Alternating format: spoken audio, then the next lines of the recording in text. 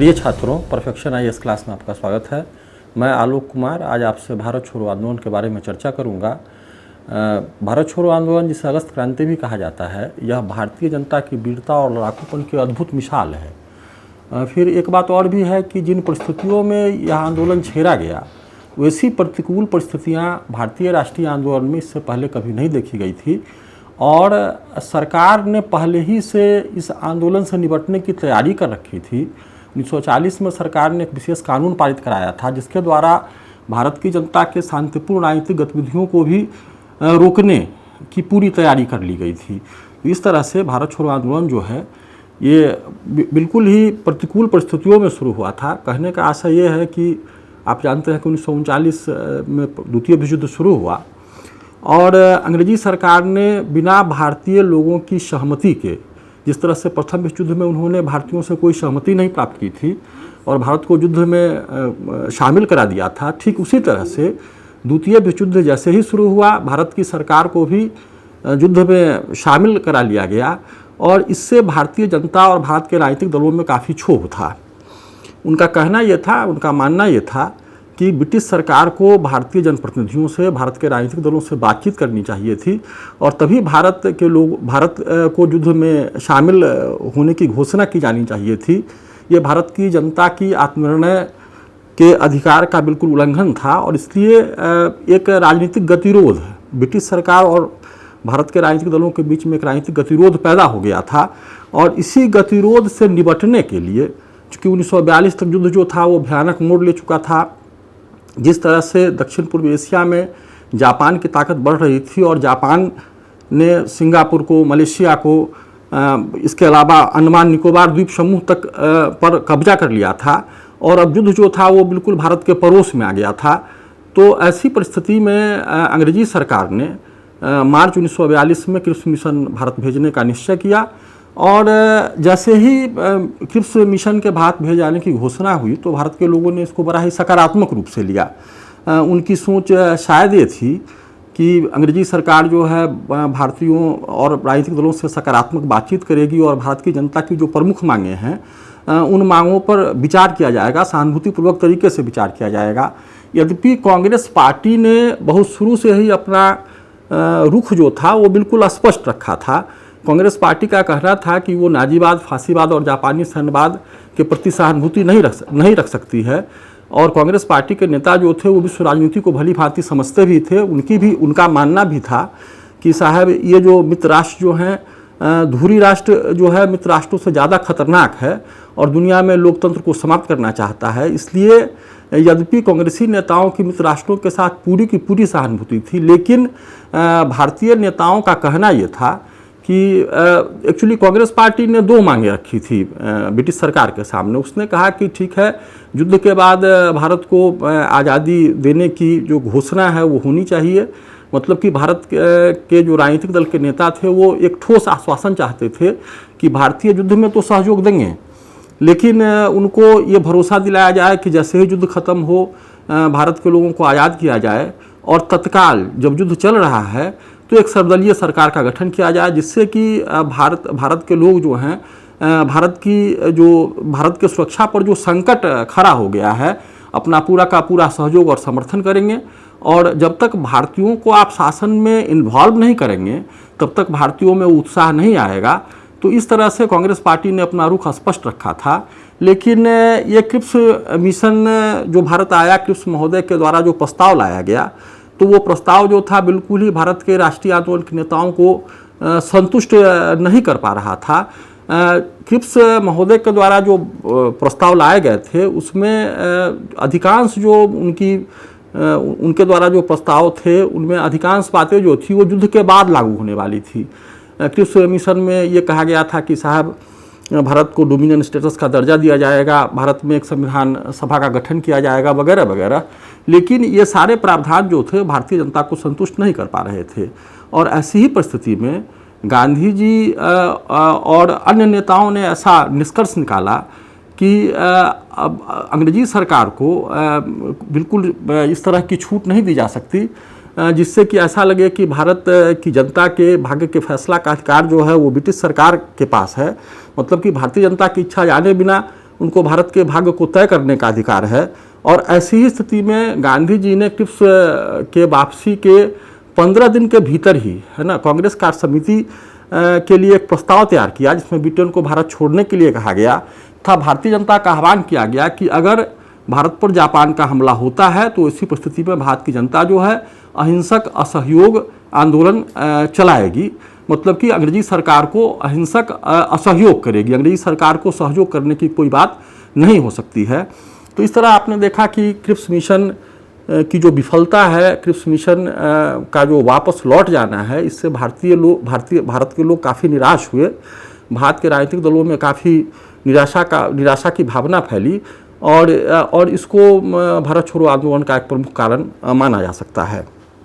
इसके अलावा आपने देखा है युद्ध जो है वो आम जनता की परेशानियों को बढ़ा देता है और द्वितीय विश्व युद्ध के काल में भी जो आवश्यक वस्तुओं की कीमतें थी वो आकाश को छू रही थी। इसके अलावा बाजार में चावल, नमक जैसे आवश्यक वस्तुओं का अभाव भी था, जिससे भारतीय जनता में काफ़ी क्षोभ फैल रहा था। दूसरी ओर अंग्रेजी सरकार की जो नीति रही, एक्चुअली बंगाल पर, उड़ीसा पर हमला का खतरा उपस्थित हो गया था और ऐसी स्थिति में जो तरीके अंग्रेजी सरकार के द्वारा इन खतरों से निपटने के लिए अपनाए गए थे, उससे भारतीय जनता की परेशानियां काफ़ी बढ़ी हुई थी। बंगाल में, उड़ीसा में सरकार ने नावों को जब्त कर लिया था और नावों को जब्त करने के पीछे की उनकी भावना ये थी कि अगर जापान हमला करता है तो इन संसाधनों का अपने पक्ष में इस्तेमाल कर सकता है। इसके अलावा नहरों का पानी बहा दिया गया। इसके पीछे की भावना ये थी कि कहीं जापानी जो हैं नहरों का जो जल है जल परिवहन के रूप में उसका इस्तेमाल न करें और इससे खेत सूखने लगे थे। इतना ही नहीं बल्कि भारतीयों के मकानों पर, उनके वाहनों पर भी अंग्रेजी सरकार ने कब्जा कर लिया था। तो इससे भारत की जनता की परेशानी काफ़ी बढ़ी हुई थी और आपने देखा भी, चूँकि ये एक प्रमुख कारण इसलिए भी माना जाता है कि 1943 में बंगाल में भीषण अकाल पड़ा और कहा जाता है कि बंगाल की एक बड़ी आबादी जो थी उस अकाल के कारण मारी गई। तो अनाज का संकट जो है और अनाज का सही तरीके से वितरण नहीं होना भी जो है, इसके चलते भी जनता परेशान थी और जनता के पास आंदोलन के सिवा दूसरा कोई विकल्प नहीं था। इसके अलावा आपने देखा कि जिस तरह से अंग्रेज़ों ने मलेशिया को और बर्मा को खाली किया, तो इससे भी भारतीयों में काफ़ी असंतोष फैला था। खास करके बर्मा में, चूँकि ये अंग्रेज़ों की भेदभावपूर्ण नीति थी, एक तरफ गोरी बस्तियों को तो खाली करा लिया गया, लेकिन जो भारतीय लोग थे जो बर्मा में बड़ी संख्या में जाकर के बस गए थे, वहाँ धंधा रोजगार करते थे, वैसे लोगों को उनके भागे पर छोड़ दिया गया। और भारत के लोगों की अब धीरे धीरे यह सोच बन रही थी कि अगर भारत पर भी हमला हुआ तो अंग्रेजी सरकार जो है इसी तरह विश्वासघात करेगी, अपने लोगों को तो बचाने का भरपूर प्रयास करेगी, लेकिन भारत के लोगों की वो बिल्कुल ही चिंता नहीं करने वाली है। बर्मा से हजारों हजार की संख्या में लोग, है ना, पैदल चल करके वापस लौट रहे थे और रास्ते में बहुत सारे लोग मारे भी गए। तो इस तरह की जो परिस्थितियां बन रही थी ये भारतीयों को काफ़ी परेशान कर रही थी और इससे भारत के लोगों में निराशा की भावना फैल रही थी और आशंका यह भी थी कि अगर जापान का हमला हो तो ऐसा ना हो कि भारतीय बिल्कुल प्रतिरोध ही ना करें। इस तरह का माहौल जो था वो धीरे धीरे बनता जा रहा था। तो ये जनता में निराशा की भावना का व्याप्त हो जाना या जनता का मनोबल गिर जाना जो था, तो ये भारतीय राष्ट्रीय आंदोलन के लिए बिल्कुल ही सही नहीं था। और ऐसी परिस्थितियों में भारतीय राष्ट्रीय आंदोलन के जो नेता, खास करके भारतीय राष्ट्रीय कांग्रेस के जो प्रमुख नेता थे, उन लोगों ने सोचा कि साहब एक आंदोलन जो है वो तत्काल शुरू किया जाना जरूरी है, जिससे कि जनता के मनोबल को ऊंचा उठाया जाए और जनता में जागृति फैलाई जाए। इसके अलावा दक्षिण पूर्व एशिया में इंग्लैंड की जो हार थी, तो इससे भी भारतीयों का एक तरह से कहिए कि भारतीय जो थे उनमें ये अंग्रेज़ों के विरोध करने की इच्छा शक्ति जगी। यहाँ अंग्रेज़ों के विरोध करने की इच्छा शक्ति जगने का मतलब यह है कि बहुत लंबे अरसे तक यह माना जाता था कि अंग्रेज़ जो हैं वो अपराजेय हैं, उनको हराया नहीं जा सकता है। लेकिन बर्मा से जो रेलगाड़ियाँ आती थी उसमें बड़ी संख्या में वो रेलगाड़ियाँ घायल सैनिकों से भरी होती थी तो इससे भारतीय जो थे ये समझ रहे थे कि अंग्रेज जो है अब कमज़ोर पड़ रहे हैं और उनका राज्य जो है अब शायद जाने वाला है। तो इस तरह का जो माहौल बन रहा था।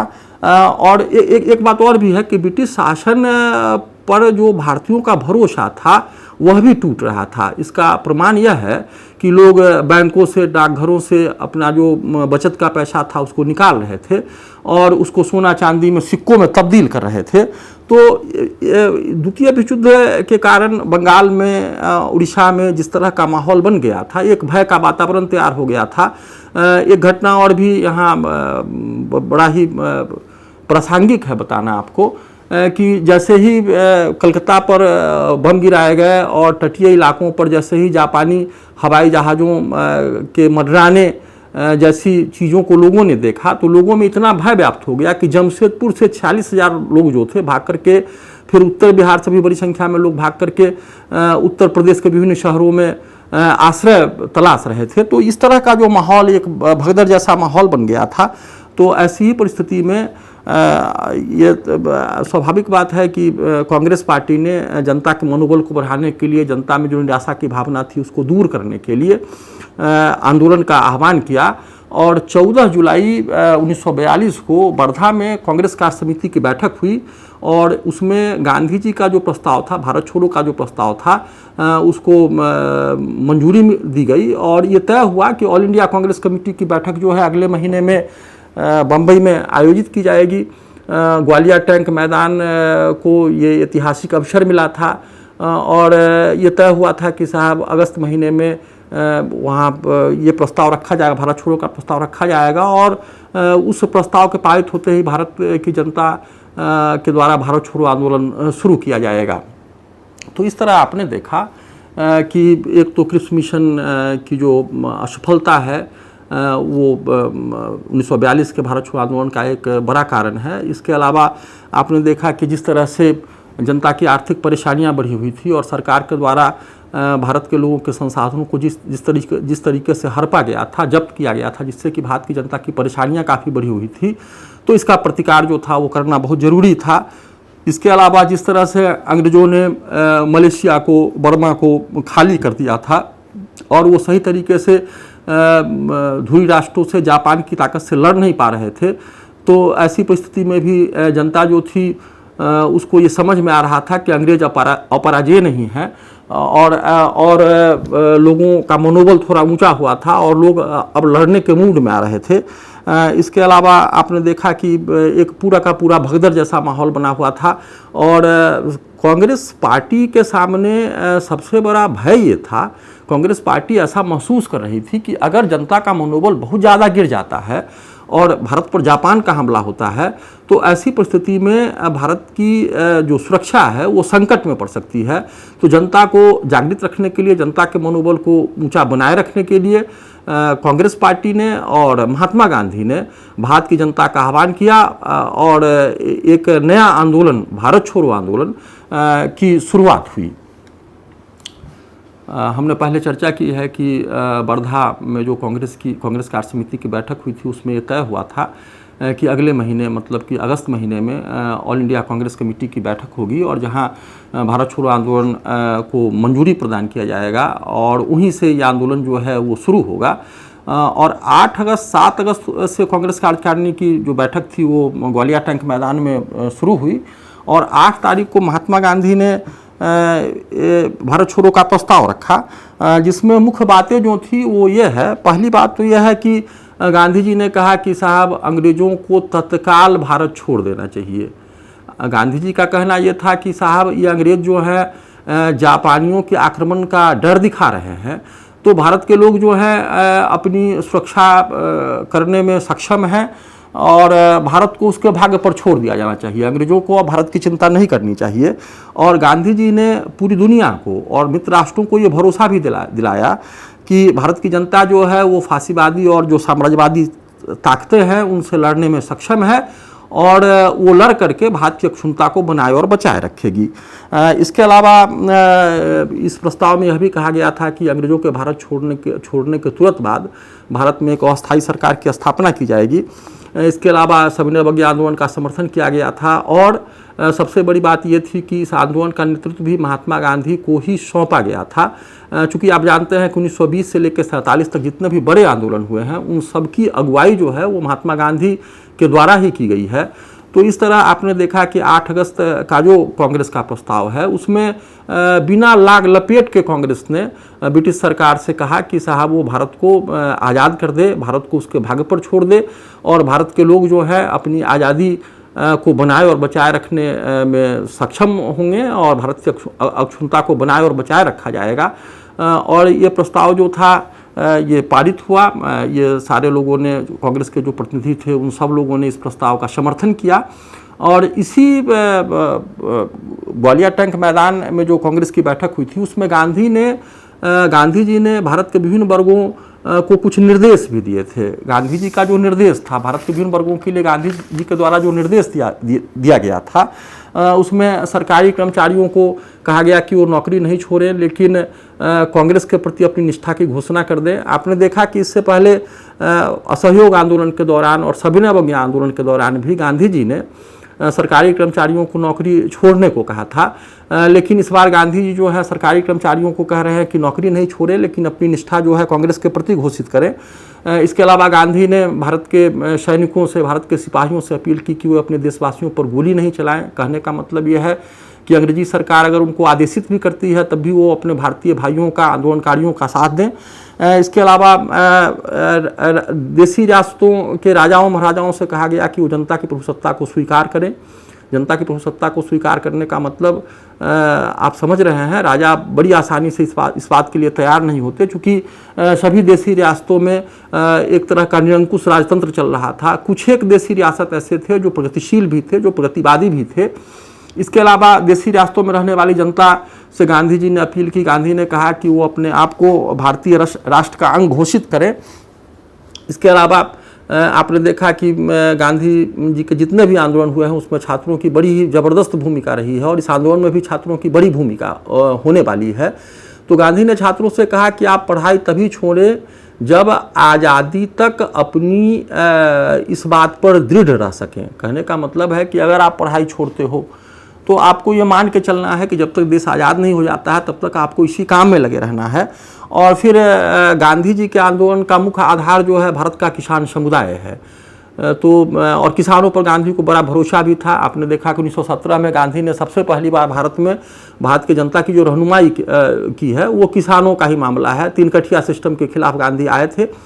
और जितने भी आंदोलन हुए हैं भारत में, चाहे वो असहयोग आंदोलन हो या फिर सविनय अवज्ञा आंदोलन हो या फिर भारत छोड़ो आंदोलन में भी किसानों की बड़ी अहम भूमिका दिखाई पड़ती है। तो किसानों से कहा गया कि अगर जमींदार जो है वो आपके आंदोलन को सपोर्ट करता है, अगर वो कांग्रेस का समर्थक है तब तो उसको लगान दिया जाए, लेकिन अगर जमींदार जो है सरकार समर्थक है तो गांधी जी ने किसानों से अपील की कि साहब वैसे जमींदारों को लगान देने से मना कर दिया जाए।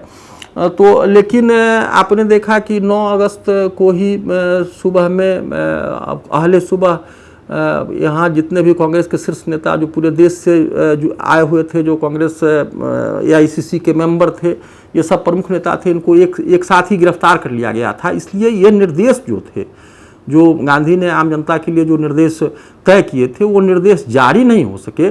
जनता को इसके बारे में कोई जानकारी नहीं हो सकी। 9 अगस्त को चूँकि आपने देखा कि पिछले आंदोलनों का जो अनुभव था, आपने देखा कि सविनय अवज्ञा आंदोलन में शुरू में सरकार का रुख ये था कि साहब ये गांधी का जो नमक का आंदोलन है उसको बिल्कुल तवज्जो नहीं दिया जाए, उसकी नोटिस नहीं ली जाए। और अंग्रेज़ों की सोच थी कि ये आंदोलन जो है अपने आप समाप्त हो जाएगा। लेकिन आपने देखा कि इसका परिणाम जो था वो बिल्कुल उल्टा हुआ था और आंदोलन जो था वो शीघ्र ही अपनी रफ्तार पकड़ गया था और वैसी स्थिति में आंदोलन को दबाने में अंग्रेजी सरकार को काफ़ी परेशानी का सामना करना पड़ा। तो इसलिए सरकार जो थी इस बार पहले से ही अलर्ट थी और सरकार ने आंदोलन शुरू होने के पहले ही कांग्रेस के शीर्ष नेताओं को गिरफ्तार कर लिया। 9 तारीख को सारे के सारे नेता पकड़ लिए गए। इसके अलावा प्रांतीय स्तर के नेता और जिला स्तर के जो नेता थे उन पर भी कार्रवाइयाँ की गई। मतलब कि अंग्रेजी सरकार का इरादा ये था कि इस पूरे के पूरे आंदोलन को नेतृत्व विहीन कर दिया जाए। अगर नेता नहीं रहेगा तो आंदोलन जो है वो सही तरीके से खड़ा नहीं हो पाएगा, चल नहीं पाएगा। लेकिन हुआ ठीक उल्टा। आपने देखा कि गांधी जो थे जन आंदोलनों पर ब्रेक भी लगाते थे। भारत में जन आंदोलन शुरू करने का श्रेय भी गांधी को जाता है। और आपने असहयोग आंदोलन को देखा है, आपने सविनय अवज्ञा आंदोलन को देखा कि गांधी को जैसे ही लगा कि आंदोलन जो है उनके नियंत्रण से बाहर हो रहा है, तो गांधी ने आंदोलन को क्या किया, विड्रॉ कर लिया।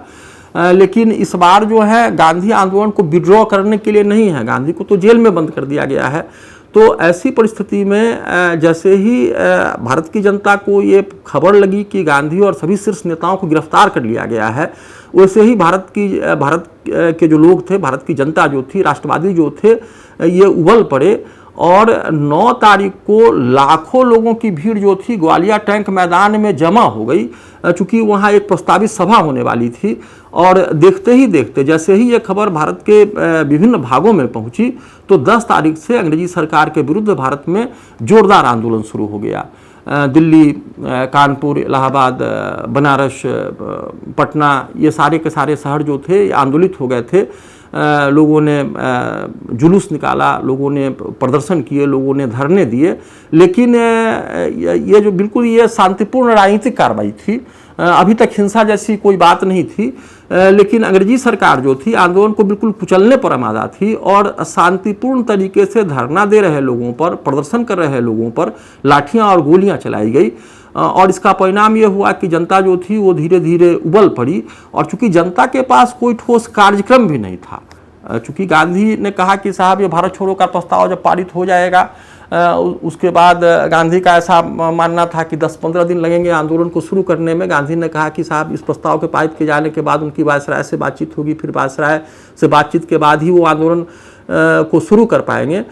लेकिन यहाँ एक चीज़ गौर करने की है कि अंग्रेजी सरकार ने एक बड़ी भारी गलती कर दी थी। 8 तारीख को 8 अगस्त को अंग्रेजी सरकार ने एक विज्ञप्ति जारी किया जिसमें इस आंदोलन के कार्यक्रम को बताया गया था। और 9 तारीख को ये विज्ञप्ति जो थी अखबारों में छपी, जिसमें अंग्रेजी सरकार ने इन शीर्ष कांग्रेस नेताओं की गिरफ्तारी के औचित्य को सही साबित करने का प्रयास किया था। अंग्रेजी सरकार का कहना यह था कि इस बार जो आंदोलन होने वाला है उसमें गांधी जो है बिल्कुल हिंसक कार्रवाई के पक्ष में है।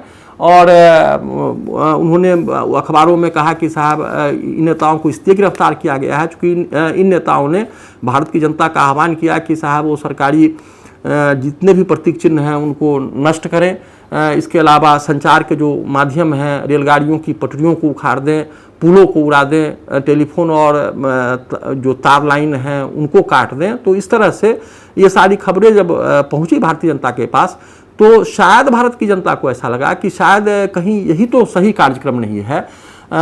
एक बात यह भी है। दूसरी बात है कि गांधी ने ये 8 अगस्त को जो भारत छोड़ो का प्रस्ताव पारित किया था उसमें भारत की जनता का आह्वान किया था। भारत की जनता से गांधी ने कहा था कि मैं आपको एक छोटा सा मंत्र दे रहा हूँ, यह मंत्र जो है ये करो और मरो का मंत्र है।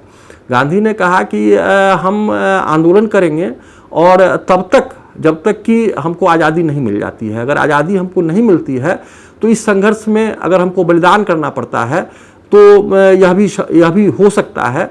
मतलब कि इस बार गांधी जो थे भारत के लोगों को सीधे के सीधे ललकार रहे थे कि साहब अब हमारा अंतिम लक्ष्य जो है भारत की आज़ादी है और हमको तत्काल है ना भारत की आज़ादी मिलनी चाहिए। गांधी ने साफ शब्दों में कहा कि या तो हम आज़ाद होंगे, नहीं तो हम अपने इस दासत्व को देखने के लिए, इस गुलामी को देखने के लिए अब जिंदा नहीं रहेंगे। तो ये जो करो और मरो का जो मंत्र है, तो ये जब जनता के पास पहुंचा तो जनता को लगा कि वाकई इस बार गांधी जो हैं वो एक दूसरे ही मूड में हैं। और यह भी बात सही है कि गांधी ने इस बार अहिंसा पर उतना जोर नहीं दिया था। गांधी ने पहले कहा भी था कि पिछले आंदोलनों के जो अनुभव रहे हैं लोगों को, इस बार कुछ नया अनुभव उनको होने वाला है। गांधी ने बिल्कुल साफ शब्दों में कहा कि छोटी मोटी हिंसा को लेकर के इस बार वो आंदोलन को स्थगित नहीं करेंगे। तो इस तरह से भारतीय जनता जो थी, चूँकि अब जनता जो थी नेतृत्व विहीन थी, तो ऐसी परिस्थिति में जनता और फिर शांतिपूर्ण राजनीतिक जो कार्रवाइयाँ थी वो भी संभव नहीं हो पा रही थी। चूँकि आपने देखा कि शांतिपूर्ण ढंग से जो जुलूस निकाले गए, प्रदर्शन किए गए, धरना का कार्यक्रम आयोजित किया गया, वहाँ अंग्रेजी सरकार और अंग्रेजी प्रशासन ने लाठियाँ और गोलियाँ बरसाई थी। तो जनता ने अब बिल्कुल अपने हिसाब से रणनीति को तय करना शुरू किया। और ये आंदोलन जो था 11 तारीख को, खास करके पटना का जो मामला है, क्योंकि बिहार जो है भारत छोड़ो आंदोलन में बड़ी महत्वपूर्ण भूमिका निभाता है और बिहार की बड़ी ही महत्वपूर्ण भूमिका रही है। तो आपने देखा कि 10 तारीख को जुलूस निकाला गया इसके खिलाफ, और 11 तारीख को पटना में सचिवालय गोलीकांड हुआ, जहां 14 से 18 वर्ष के स्कूल और कॉलेज में पढ़ने वाले बच्चों ने पटना सचिवालय पर झंडा फहराने के क्रम में गोलियां खाई। और उनकी शहादत जो है वो भारत के राष्ट्रवादियों को काफ़ी प्रेरित करती है। और आज भी ये घटना जो है ये विश्व इतिहास के कुछ चुने हुए घटनाओं में है, जहां आपको ये पता है कि आप झंडा फहराने का प्रयास करेंगे, अंग्रेजी जो प्रशासन है वो बिल्कुल अड़ा हुआ है कि साहब इस तरह की कार्रवाई को नहीं होने देगा, और प्रशासन के बड़े बड़े अधिकारी वहाँ मौजूद हैं और गोली चलाने का आदेश दिया हुआ है। इसके बावजूद भी छात्र नहीं माने और छात्रों ने पटना सचिवालय पर तिरंगा लहराया। तो इस तरह से ये आंदोलन जो था एक जनविद्रोह का रूप ले लिया। और ख़ास करके बिहार और उत्तर प्रदेश में, पूर्वी उत्तर प्रदेश और बिहार का इलाका जो था, यहाँ भारत छोड़ो आंदोलन जो है जनयुद्ध का रूप ले चुका है। बड़ी संख्या में लोग जो थे, अब लोगों का तरीका ये होता था कि बड़ी संख्या में लोग जो थे थानों का घेराव करते थे, रेलवे स्टेशनों को नष्ट विनष्ट करने का काम किया, डाकघरों में आग लगा दी। जहां यह सभी संभव नहीं था वहां गांव में अगर कोई लेटर बॉक्स मिला उनको तो उसको उन्होंने नष्ट भ्रष्ट करने का काम किया। टेलीफोन लाइनें काट दी, जो तार जो संचार का प्रमुख माध्यम था उसको विनष्ट करने का काम किया, पुलों को उड़ा दिया गया। इस तरह से पूरे के पूरे उत्तर बिहार और मध्य बिहार और पूर्वी उत्तर प्रदेश में आंदोलन जो था ये जनविद्रोह का रूप ले चुका था और 1857 के बगावत की याद दिला रहा था। स्कूल कॉलेजों में भी हड़ताल थे। मैंने पहले भी कहा है कि साहब गांधी के सभी आंदोलनों में छात्रों की बड़ी महत्वपूर्ण भूमिका रही है, छात्रों की ज़बरदस्त भागीदारी होती है। तो आप देखते हैं कि 6-7 सप्ताह तक, मतलब कि अगस्त महीने में अगर 10-11 अगस्त से आंदोलन शुरू हुआ तो 6-7 सप्ताह तक पूरा का पूरा जो बिहार का इलाका है, उत्तर प्रदेश का इलाका है, वो आंदोलित है। और बड़ी संख्या में गाँव के लोग कस्बों में इकट्ठा होते थे और जो भी सरकार के प्रतीक चिन्ह मिलते थे उनको आग के हवाले कर दिया जाता था। छात्रों की बड़ी महत्वपूर्ण भूमिका रही है। छात्रों ने, और खास करके काशी विश्वविद्यालय के छात्रों ने, जिसको BHU भी कहते हैं, बनारस हिंदू यूनिवर्सिटी कहते हैं, तो वहाँ के छात्रों ने कॉलेज से को छोड़ करके वो अपने घरों की ओर चल पड़े और उन्होंने लोगों को बताया कि साहब ये अंग्रेजी राज्य ख़त्म हो गया है, गांधी राज आ गया है, और लोगों को समझाने का प्रयास किया। उनके नारे जो थे वो गौर करने लायक हैं, थाना जलाओ, स्टेशन फूंक दो, अंग्रेज भाग गया, वगैरह वगैरह। और इस तरह से लोग जो थे, जिसको जो बन पा रहा था, वो अंग्रेजी सरकार के खिलाफ जो भी कुछ किया जा सकता था, लोगों ने कुछ भी उठा नहीं रखा और जितना प्रयास उनको करना था उतना ज़बरदस्त तरीके से प्रयास किया गया। एक चीज़ यहाँ और भी गौर करने वाली है कि इस जो भारत छोड़ो आंदोलन है, इस आंदोलन का जितनी निर्ममता से दमन किया गया, तो पिछले आंदोलनों में इस तरह की निर्ममता अंग्रेजों ने नहीं दिखाई थी। 1920 के असहयोग आंदोलन, 1921 के असहयोग आंदोलन में आपने देखा कि वहाँ उससे पहले एक जलियांवाला बाग हत्याकांड हुआ था 1919 में, लेकिन यहाँ बड़ी संख्या में अंग्रेजी सरकार के द्वारा लोगों को दंडित किया गया, गाँवों में आग लगा दी गई, मशीन गनों से गोलियाँ चलाई गई, और कहा जाता है कि लगभग 10 से 15 हज़ार लोग जो थे वो पुलिस गोलियों के शिकार हुए थे। तो इस तरह से ये आंदोलन जो था वो अपने चरम पर था और 6-7 सप्ताह तक ये आंदोलन जो था ज़बरदस्त तरीके से चलता रहा। लेकिन फिर अंग्रेजी सत्ता, अंग्रेजी शासन की जो ताकत थी, निहत्थे भारतीय उसका सामना नहीं कर सकते थे और ऐसी परिस्थिति में आंदोलन का निर्ममतापूर्वक दमन किया गया। 60,000 लोगों को जेलों में बंद किया गया। तो इस तरह ये आंदोलन जो था अल्प अवधि वाला आंदोलन है, कम ही दिनों तक चला, लेकिन बड़ा ही भीषण आंदोलन था, बड़ा ही जोरदार आंदोलन था। तो इस तरह आपने देखा असहयोग आंदोलन, भारत छोड़ो आंदोलन के बारे में, और फिर अगले क्लास में आंदोलन के जो अन्य पहलू हैं उसकी चर्चा की जाएगी। धन्यवाद।